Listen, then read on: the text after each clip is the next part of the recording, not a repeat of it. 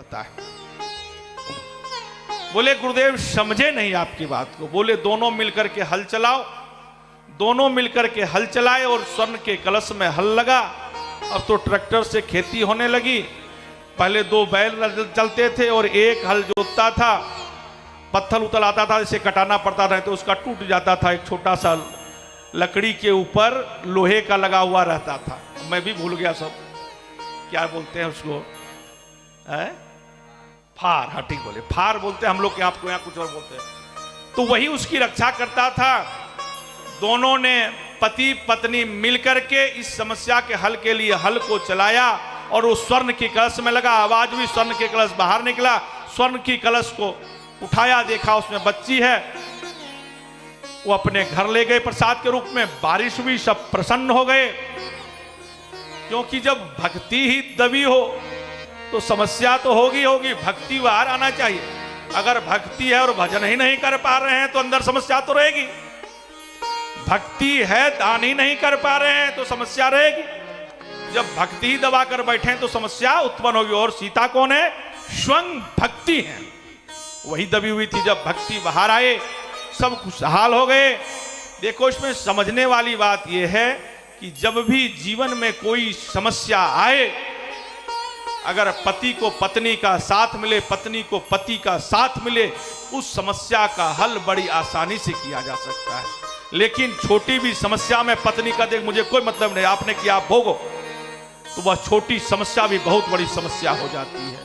केवल पति को कह दीजिए कि मैं आपके साथ हूं, किसी भी समस्या आ गया तो मैं आपको वचन दिया हूं, तो बड़े बड़े समस्या का हल निकल जाता है। कहते हैं प्रश्न पत्र को हल कीजिए। तो समस्या का हल मानव गोस्वामी जी ने समझाने का प्रयास किया कि जीवन में कितनों बड़ी समस्या आ जाए, पहले गुरुदेव के यहां जाओ और पति पत्नी मिलकर समस्या का हल करो, आसानी से समस्या का हल हो जाएगा।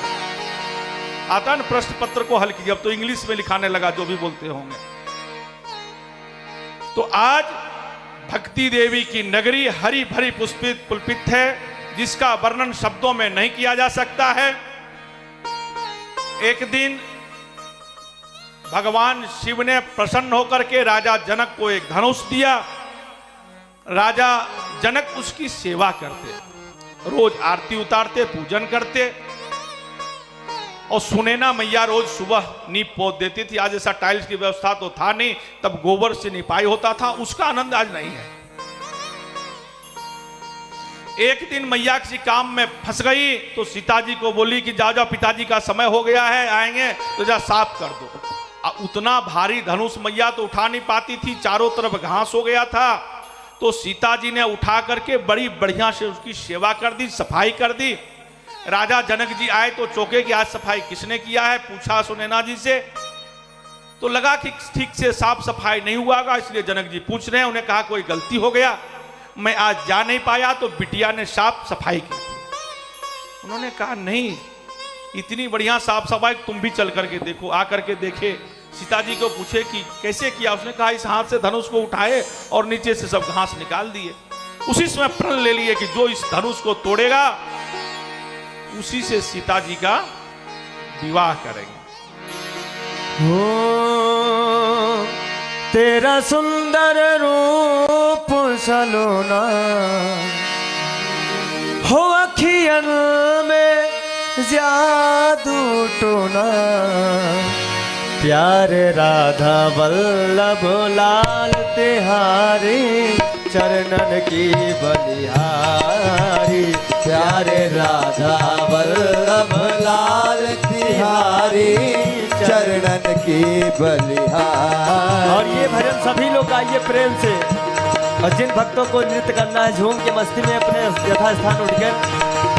हो तेरा सुंदर रूप सलोना, तेरा सुंदर रूप सलोना, हो अखियन में जादू टोना, अखियन में जादू टोना, तू है जादूगर सरकार तिहारी, चरणन की बलिहारी, तू है जादूगर सरकार तिहारी, चरणन की बलिहारी।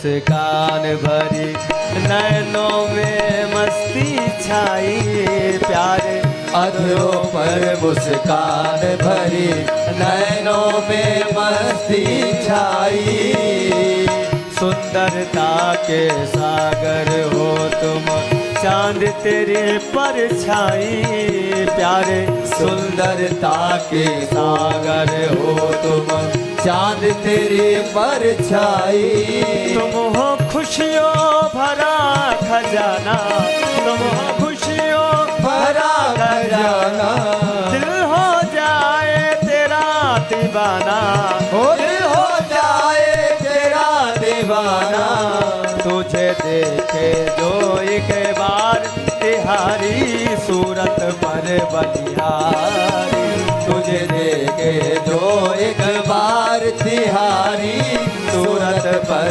बलिहारी तेरा सुंदर रूप सलोना अखियन में जादू टोना हो तेरा सुंदर रूप सलोना अखियन में जादू टोना सभी लोग दोनों हाथ उठाइए श्री राधा वल्लभ लाल तिहारी चरणन की बलिहारी प्यारे राधा वल्लभ लाल तिहारी चरणन की बलिहारी प्यारे राधा वल्लभ लाल तिहारी चरणन की श्री राधा प्यारे राधा वल्लभ लाल तिहारी चरणन की बलिहारी प्यारे राधा वल्लभ लाल तिहारी चरणन की बलिहारी श्री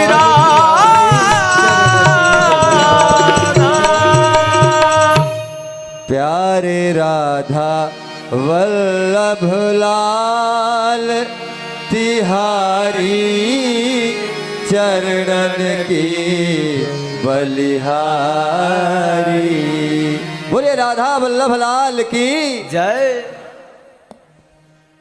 भक्ति देवी की नगरी जहां स्वयं भक्ति के रूप में सीता जी आई हैं, पुष्पित और सुप्रपित, जिनका वर्णन शब्दों में नहीं किया जा सकता। प्रभु जिधर भी जाते हैं जनकपुरी जैसे प्रभु के मन को लुभा रही है।